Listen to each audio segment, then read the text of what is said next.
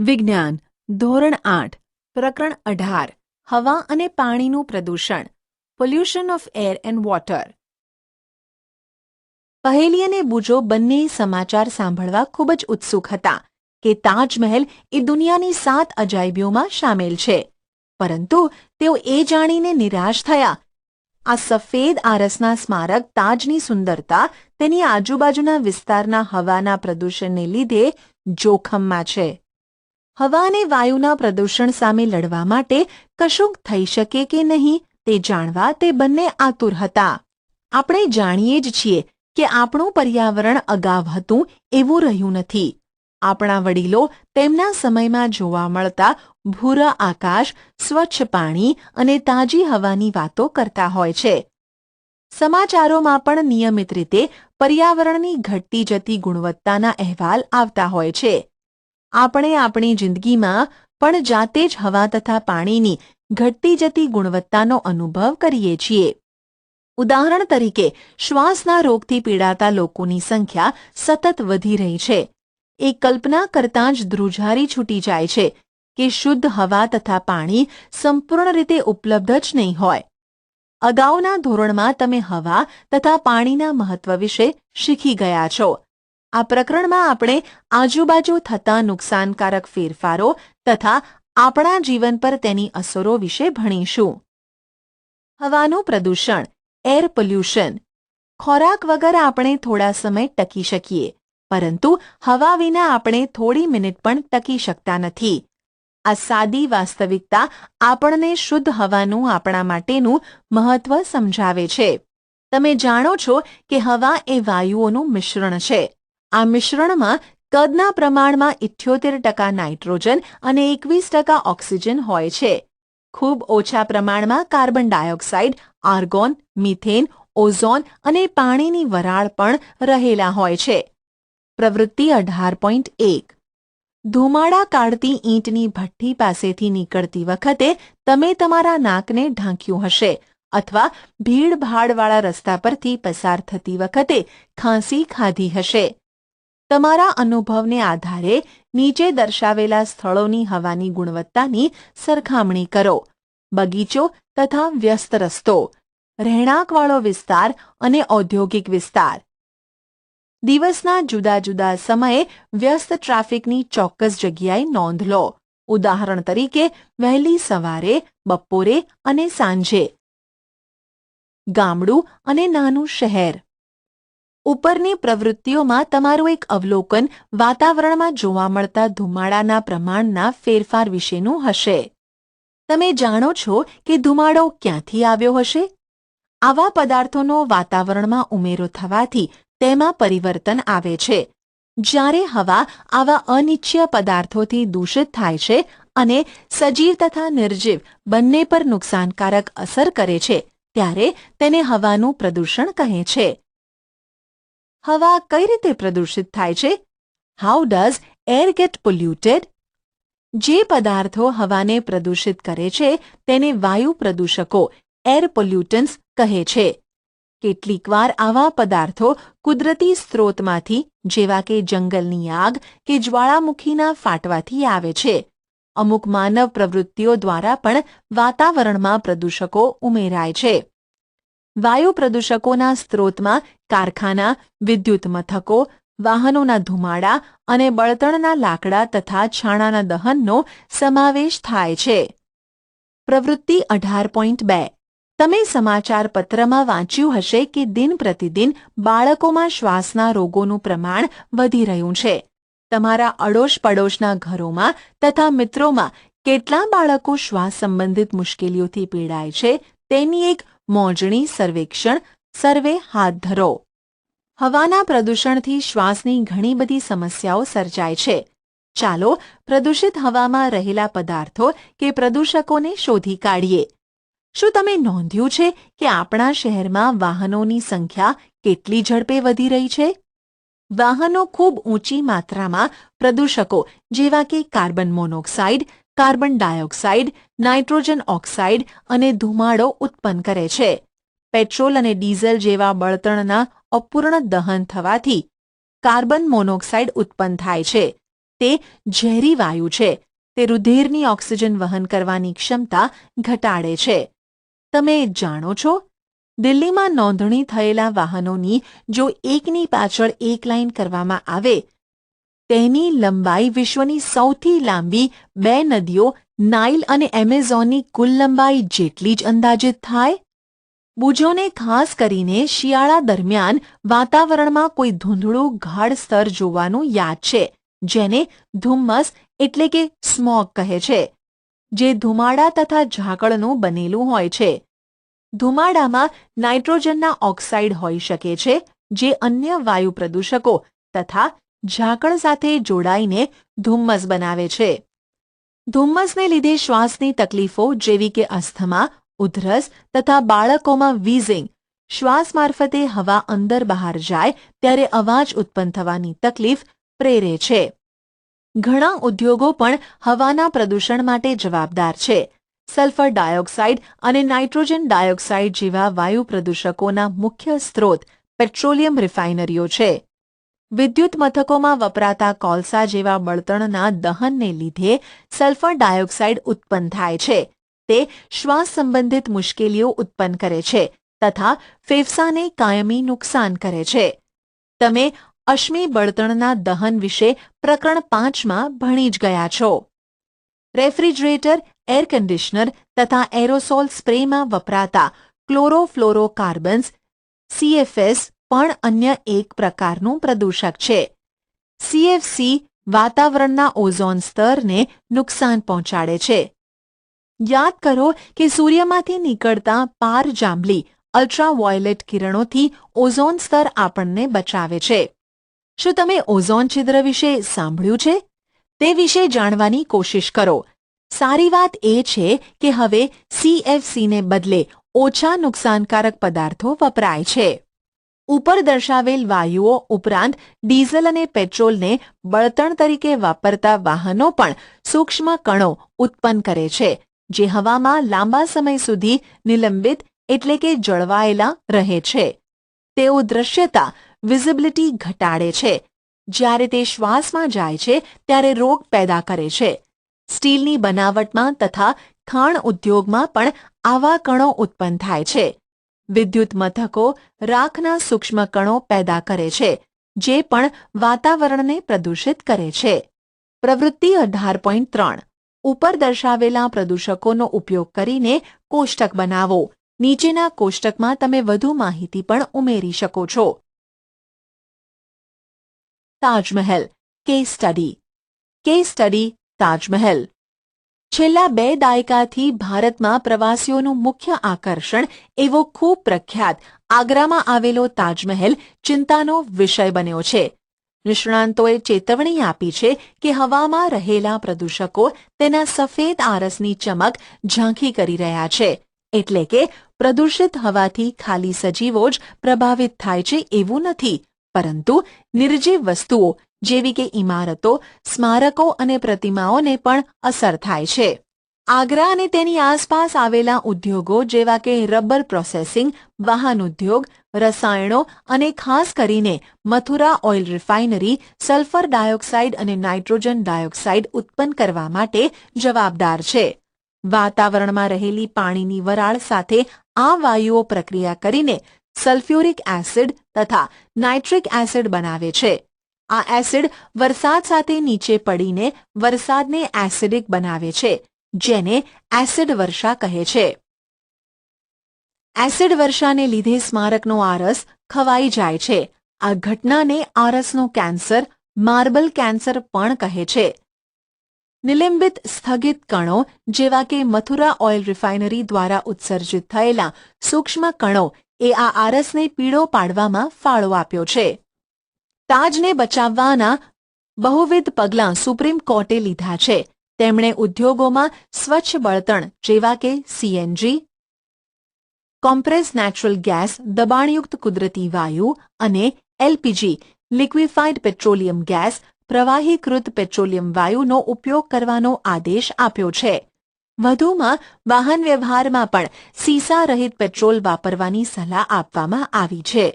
તમારા વડીલો સાથે ચર્ચા કરીને જાણો કે 20 થી 30 વર્ષ પહેલા તાજની હાલત વિશે તેમનું શું કહેવું છે. તમારી ચિત્રપોથીમાં તાજનું ચિત્ર મેળવીને લગાડો. મને ખેતીના પાક વિશેના પ્રકરણો યાદ આવ્યા. મને આશ્ચર્ય થયું કે એસિડ વર્ષા ભૂમિ અને વનસ્પતિને પણ અસર કરતી હશે ને. ગ્રીનહાઉસ અસર, ગ્રીનહાઉસ ઇફેક્ટ. તમે જાણો છો કે સૂર્યના કિરણો પૃથ્વીની સપાટીને ગરમ કરે છે. પૃથ્વી પર આપાત થતા વિકિરણોનો કેટલોક હિસ્સો તેના દ્વારા શોષાઈ જાય છે, જ્યારે કેટલોક અવકાશમાં પાછો પરાવર્તિત થાય છે. પરાવર્તિત થયેલા વિકિરણોનો કેટલોક ભાગ વાતાવરણ દ્વારા રોકાય છે. આ રોકાયેલા વિકિરણો ફરીથી પૃથ્વીને ગરમ કરે છે. જો તમે નર્સરીમાં કે અન્ય કોઈ સ્થળે ગ્રીનહાઉસ જોયું હોય તો યાદ કરો કે તેમાં એવા સંરચના હોય છે કે સૂર્યની ગરમી અંદર આવી શકે પણ બહાર જઈ ન શકે. અંદર વહી ગયેલી ગરમી ગ્રીનહાઉસને ગરમ કરે છે. પૃથ્વીના વાતાવરણ દ્વારા વિકિરણોને રોકવાની બાબત પણ કંઈક આના જેવી જ છે. એટલા માટે જ તેને ગ્રીનહાઉસ અસર કહે છે. આ પ્રક્રિયા વગર પૃથ્વી પર જીવન શક્ય નહોતું, પણ હવે એ જીવનને જોખમમાં મૂકી રહી છે. આ બાબત માટે જવાબદાર વાયુઓમાં CO2 સૌથી મુખ્ય છે. પરંતુ CO2 નું પ્રમાણ વાતાવરણમાં વધીને અતિશય કઈ રીતે બની જાય છે? તમે જાણો છો કે CO2 એ હવાના ઘટકોમાંનો એક છે. તમે વનસ્પતિમાં પણ કાર્બન ડાયોક્સાઇડની ભૂમિકા વિશે જાણો છો. પણ જો હવામાં CO2 નું પ્રમાણ ખૂબ વધી જાય તો તે પ્રદૂષક તરીકે કાર્ય કરે છે. શું તમે પહેલીને તેના પ્રશ્નનો ઉત્તર શોધવામાં મદદરૂપ થશો? એક બાજુ માનવ પ્રવૃત્તિઓ દ્વારા CO2 સતત મુક્ત થાય છે, તો બીજી બાજુ વન્ય વિસ્તારો ઘટી રહ્યા છે. વનસ્પતિ પ્રકાશ સંશ્લેષણ માટે વાતાવરણમાંનો CO2 વાપરે છે અને તે રીતે હવામાં CO2 નું પ્રમાણ ઘટાડે છે. વન નાબૂદીને લીધે હવામાં CO2 નું પ્રમાણ વધે છે, કારણ કે જે વનસ્પતિઓ CO2 નો વપરાશ કરે છે તેની સંખ્યા ઘટી ગઈ છે. આમ માનવ પ્રવૃત્તિઓ વાતાવરણમાં CO2 ના જથ્થાને જમા કરવામાં ફાળો આપે છે. CO2 ગરમીને રોકે છે અને તેને અવકાશમાં જતી રહેવા દેતી નથી. ફળ સ્વરૂપે પૃથ્વીના સરેરાશ તાપમાનમાં ધીમે ધીમે વધારો થાય છે, જેને ગ્લોબલ વોર્મિંગ કહે છે. બીજા વાયુઓ જેવા કે મિથેન, નાઇટ્રસ ઓક્સાઇડ અને પાણીની વરાળ પણ આ અસરમાં ફાળો આપે છે. CO2 ની જેમ તેમને પણ ગ્રીનહાઉસ વાયુઓ કહે છે. ગ્લોબલ વોર્મિંગ એક ગંભીર ખતરો. ગ્લોબલ વોર્મિંગને લીધે દરિયાની સપાટીમાં નાટકીય ઢબે વધારો જોવા મળી શકે તેમ છે. ઘણા બધા પ્રદેશોમાં કિનારાના વિસ્તારો અગાઉથી જ પૂરગ્રસ્ત છે. ગ્લોબલ વોર્મિંગને લીધે વરસાદ પડવાની પદ્ધતિમાં, ખેતીમાં, જંગલો, વનસ્પતિ અને પ્રાણીઓમાં વિશાળ શ્રેણીમાં અસરો ઊભી થઈ શકે છે. ગ્લોબલ વોર્મિંગથી ખતરો હોય તેવા લોક રહેણાંકવાળા વિસ્તારોમાં એશિયા મુખ્ય છે. તાજેતરના આબોહવા પરિવર્તનના અહેવાલ મુજબ આપણને ગ્રીનહાઉસ વાયુઓના આ વર્તમાન સ્તરને જાળવી રાખવા ખૂબ ઓછો સમય આપેલો છે. નહીંતર આ સદીના અંત સુધીમાં તાપમાન સરેરાશ 2 ડિગ્રી સેલ્સિયસ જેટલું વધી જશે, જે ખરેખર ભયજનક સ્તર માનવામાં આવે છે.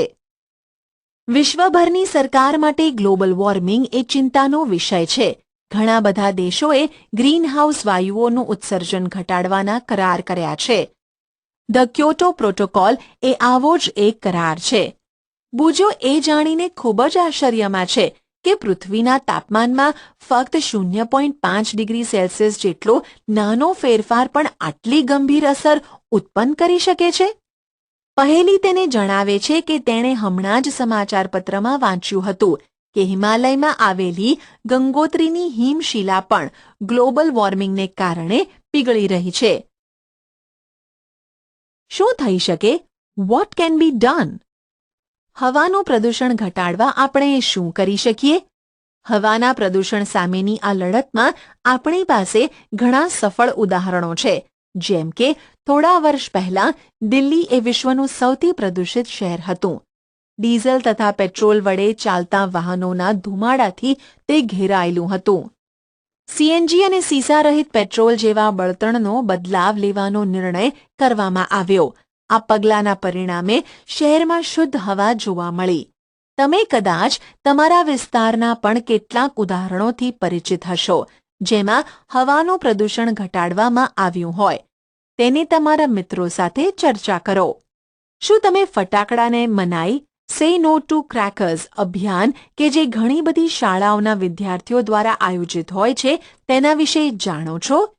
તેનાથી દિવાળી દરમિયાન હવાના પ્રદૂષણના સ્તરમાં નોંધપાત્ર ફેરફાર નોંધાયો છે. સરકારી તથા અન્ય સંસ્થાઓ જુદા જુદા સ્થળે હવાની ગુણવત્તાની ચકાસણી નિયમિત રીતે કરે છે. અડોશ પડોશ તથા મિત્રો સાથે આ માહિતીની આપણે આપ-લે કરીને જાગૃતિ પેદા કરી શકીએ. આપણી ઉર્જાની જરૂરિયાતો માટે અશ્મિ બળતણને બદલે અન્ય પ્રકારના વૈકલ્પિક બળતણ વાપરવાની જરૂરિયાત ઊભી થઈ છે. તે સૌર ઉર્જા, જળવિદ્યુત અને પવન ઉર્જા હોઈ શકે છે. પ્રવૃત્તિ 18.4 તમારી શાળાએ જવા માટે તમારી પાસે ઘણા વિકલ્પો છે, જેવા કે ચાલીને જવું, સાયકલથી જવું, બસ દ્વારા જવું કે જાહેર વાહન વ્યવહાર દ્વારા જવું, ખાનગી મોટર દ્વારા જવું કે મોટરમાં સાથે જવું. તમારા વર્ગમાં આ દરેક વિકલ્પની હવાની ગુણવત્તા પર શું અસર થાય તેની ચર્ચા કરો. આપણા તરફથી નાનકડો ફાળો એ પર્યાવરણની અવસ્થામાં મોટો ફેરફાર કરી શકે છે. આપણે વૃક્ષ વાવીએ તથા જે અડોશ પડોશમાં હોય તેને ઉછેરીએ. શું તમે વન મહોત્સવ વિશે જાણો છો, જેમાં દર જુલાઈમાં લાખો વૃક્ષ વાવવામાં આવે છે? બુજોને પહેલી એકવાર એવા વિસ્તારમાં જઈ ચડ્યા કે જ્યાં કેટલાક લોકો સૂકા પાંદડાઓ બાળી રહ્યા હતા. આખા વિસ્તારમાં ધુમાડો ફેલાયેલો હોવાથી તેમને ઉધરસ આવવા લાગી. પહેલીએ વિચાર્યું કે તેમને બાળવા કરતાં ખાતરના ખાડામાં મૂકવા વધુ યોગ્ય છે. તમને શું લાગે છે? જળ પ્રદૂષણ, વોટર પોલ્યુશન. ધોરણ 7માં તમે શીખ્યા છો કે પાણી એ કિંમતી સ્ત્રોત છે. આપણને પાણી જોઈતું હોય તેવી પ્રવૃત્તિઓને વિચારીને તેની યાદી કરો.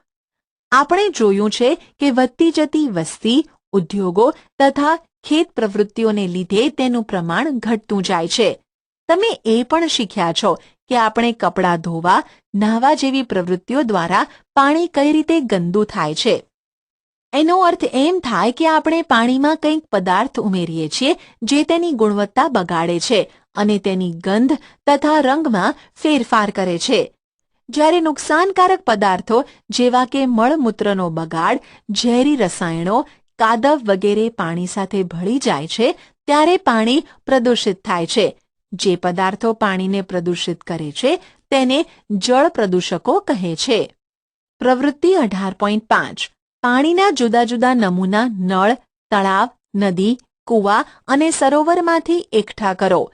દરેકને અલગ અલગ કાચના પાત્રમાં રેડો. દરેકની ગંધ, એસિડિકતા અને રંગની તુલના કરો. નીચેના કોષ્ટકને ભરો. પાણી કઈ રીતે પ્રદૂષિત થાય છે? How does water get polluted? Case study. Ganga ભારતની સૌથી પ્રખ્યાત નદીઓમાંની એક છે. તે ઉત્તર, મધ્ય તથા પૂર્વ ભારતની લગભગ તમામ વસ્તીનો નિભાવ કરે છે.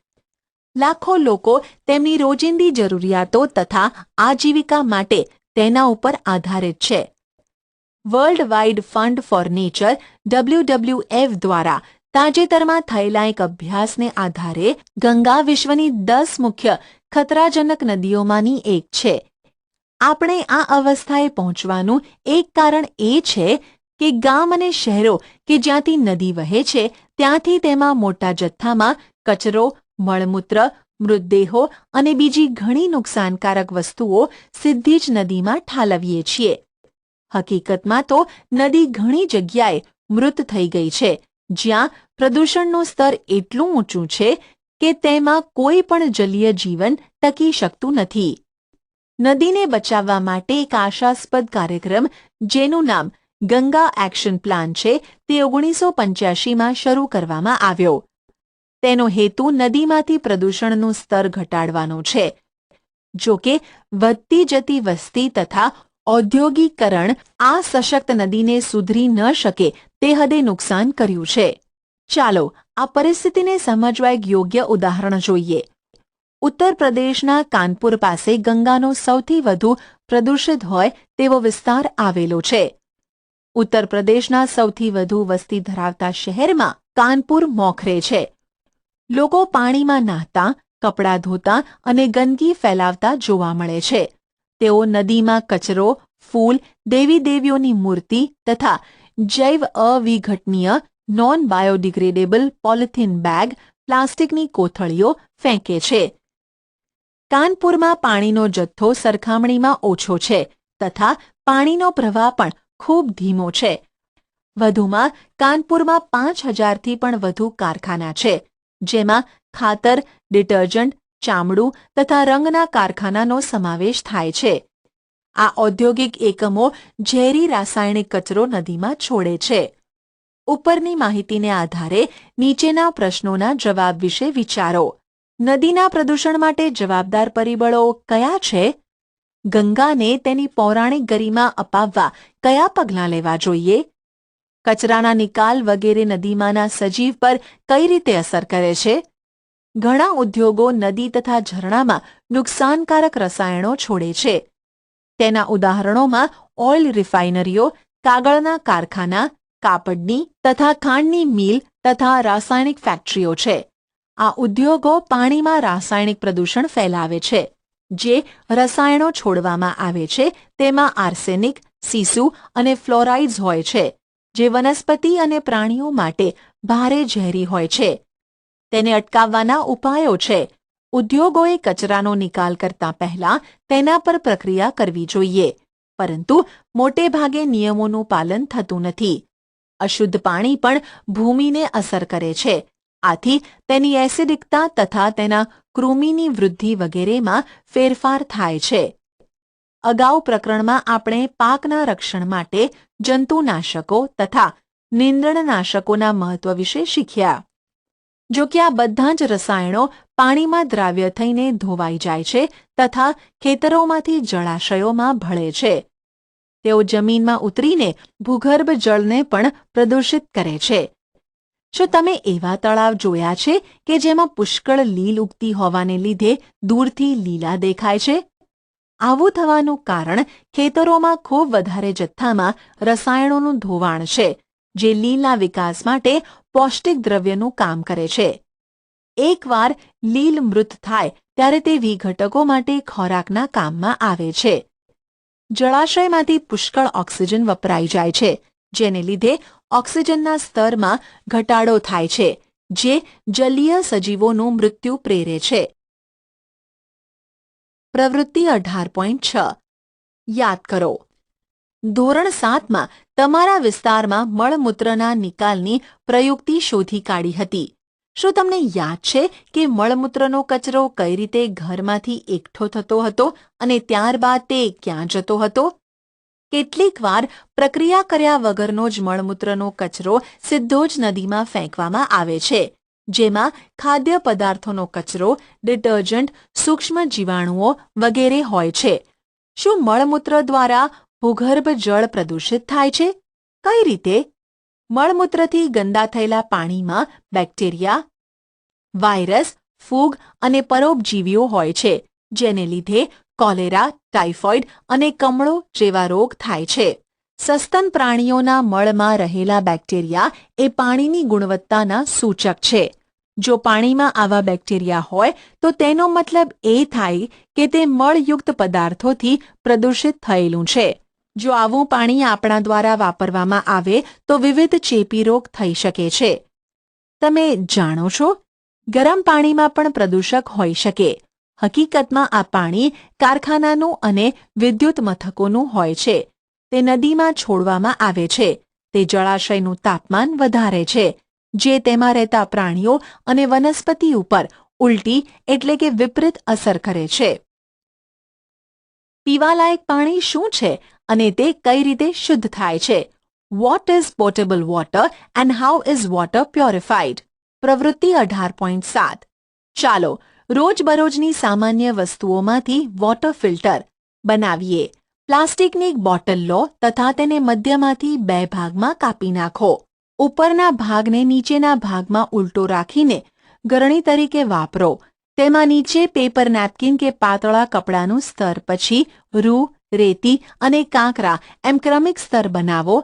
હવે ગંદુ પાણી ગરણીમાં રેડો અને ગળાયેલા પાણીનું અવલોકન કરો. તમારા જૂથમાં તથા શિક્ષક સાથે નીચેના પ્રશ્નોની ચર્ચા કરો. પીતા પહેલા આપણને પાણીને ગાળવાની શા માટે જરૂર પડે છે?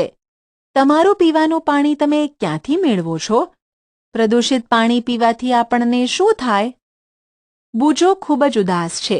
તે પહેલીને કહે છે કે તેણે ચોખ્ખું દેખાતું હતું તેવું પાણી પીધું હતું, જેમાં કોઈ જ વાસ આવતી ન હતી, છતાં તે માંદો પડ્યો.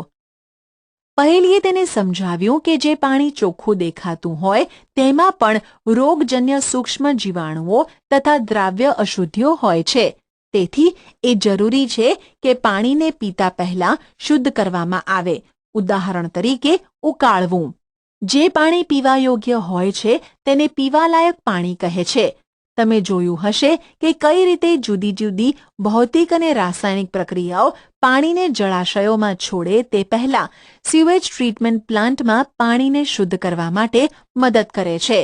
તે જ રીતે નગરપાલિકાઓની સંસ્થાઓ પાણીને ઘર વપરાશ માટે મોકલે તે પહેલા શુદ્ધ કરે છે. તમે જાણો છો, દુનિયાની 25% વસ્તી પીવાના સલામત પાણી વિનાની છે. ચાલો જોઈએ કે પાણીને પીવા માટે સલામત કઈ રીતે બનાવવામાં આવે છે. તમે જોયું જ કે પાણીને કેવી રીતે ગાળવામાં આવે છે. અશુદ્ધિ દૂર કરવાની આ એક ભૌતિક પદ્ધતિ છે. કેન્ડલ ફિલ્ટર એક જાણીતું ફિલ્ટર છે. ઘણા બધા ઘર વપરાશ માટે પાણીને ઉકાળવાની પદ્ધતિ વાપરે છે. ઉકાળવાથી પાણીમાં રહેલા જંતુઓ નાશ પામે છે. સામાન્ય રીતે પાણીને શુદ્ધ કરવાની એક રીત ક્લોરિનેશન પણ છે. પાણીમાં ક્લોરીનની ગોળીઓ કે બ્લીચિંગ પાવડર ઉમેરવામાં આવે છે. આપણે સાવધાની વર્તવી જોઈએ કે જરૂરી માત્રા કરતાં વધુ ક્લોરીનની ગોળીઓ ન વાપરવી જોઈએ. શું થઈ શકે? What can be done? પ્રવૃત્તિ 18.8. તમારા વિસ્તારમાં જલ પ્રદૂષણ વિશેની જાગૃતિના સ્તર વિશે સંશોધન કરો. પીવાના પાણીના સ્ત્રોત તથા મળમૂત્રના નિકાલની પદ્ધતિઓ વિશે માહિતી એકઠી કરો. સામાન્ય રીતે સમાજમાં થતા પાણીજન્ય રોગો કયા છે? તમે તમારા સ્થાનિક ડોક્ટર કે સ્વાસ્થ્યકર્મીને આ માટે મળી શકો. આ બાબત પર કામ કરતી સરકારી અને બિનસરકારી સંસ્થાઓ કઈ છે? જનજાગૃતિ માટે તેઓ કયા પગલાં લે છે? નદી કે તળાવમાં પ્રદૂષિત પાણી સીધું ન ઠલવાય તે માટે ઔદ્યોગિક એકમો માટેના કાયદાઓનો સખ્તાઈથી અમલ થવો જોઈએ. દરેક ઔદ્યોગિક વિસ્તારોમાં વોટર ટ્રીટમેન્ટ પ્લાન્ટ નાખેલો હોવો જોઈએ. પોતાના સ્તરે પણ આપણે પાણીને જાણી વિચારીને વાપરવું જોઈએ અને તેનો બગાડ ન કરવો જોઈએ. રિડ્યુસ, રીયુઝ અને રિસાયકલ એ જ આપણો મંત્ર હોવો જોઈએ. તમારા રોજિંદા કાર્યો વિશે વિચારો. તમે પાણી કઈ રીતે બચાવી શકો? આપણે ધોવા માટે અને ઘરકામના અન્ય કામ માટે સર્જનાત્મક વિચારીએ તો વાપરેલા પાણીને જ ફરી વાપરી શકીએ. ઉદાહરણ તરીકે, શાકભાજી ધોવામાં વાપરેલા પાણીને બગીચામાં છોડને નાખવા માટે વાપરી શકાય. પ્રદૂષણ હવે કંઈ દૂરની વાત નથી રહી. તે આપણા રોજિંદા જીવનની ગુણવત્તા પર અસર કરી રહ્યું છે. જો આપણે બધા આપણી જવાબદારી નહીં સમજીએ અને પર્યાવરણલક્ષી પદ્ધતિઓ નહીં વાપરીએ તો આપણા ગ્રહનું ટકી રહેવું જોખમભર્યું છે. પારિભાષિક શબ્દો: વાયુ પ્રદૂષણ, એર પોલ્યુશન, રાસાયણિક દૂષણ, chemical contamination, global warming. Global warming, greenhouse અસર, ગ્રીનહાઉસ ઇફેક્ટ. પ્રદૂષકો, પોલ્યુટન્ટ્સ. પીવા લાયક પાણી, પોટેબલ વોટર. જલ પ્રદૂષણ, વોટર પોલ્યુશન. તમે શું શીખ્યા? વાયુ પ્રદૂષણ એ એવી અશુદ્ધિઓ દ્વારા હવાનો બગાડ છે જે સજીવો અને નિર્જીવો પર નુકસાનકારક અસર કરે છે. પ્રદૂષકો એવા પદાર્થો છે જે હવા અને પાણીનો બગાડ કરે છે. Carbon monoxide, nitrogen oxide, carbon dioxide, methane અને સલ્ફર ડાયોક્સાઇડ એ હવાના મુખ્ય પ્રદૂષકો છે. ગ્રીનહાઉસ વાયુઓ જેવા કે CO2ના વધતા પ્રમાણની લીધે ગ્લોબલ વોર્મિંગ થાય છે. જલ પ્રદૂષણ એ જીવનને નુકસાન કરતા પદાર્થો દ્વારા થતો પાણીનો બગાડ છે. મળમૂત્ર, ખેતીના રસાયણો અને ઔદ્યોગિક કચરો એ પાણીને દૂષિત કરનારા મુખ્ય પ્રદૂષકો છે. પાણી કે જે શુદ્ધ કરેલું હોય અને પીવા માટે યોગ્ય હોય તેને પીવાલાયક પાણી કહે છે. પાણી એ બહુમૂલ્ય કુદરતી સ્ત્રોત છે. આપણે તેનું ધ્યાન રાખવું જોઈએ.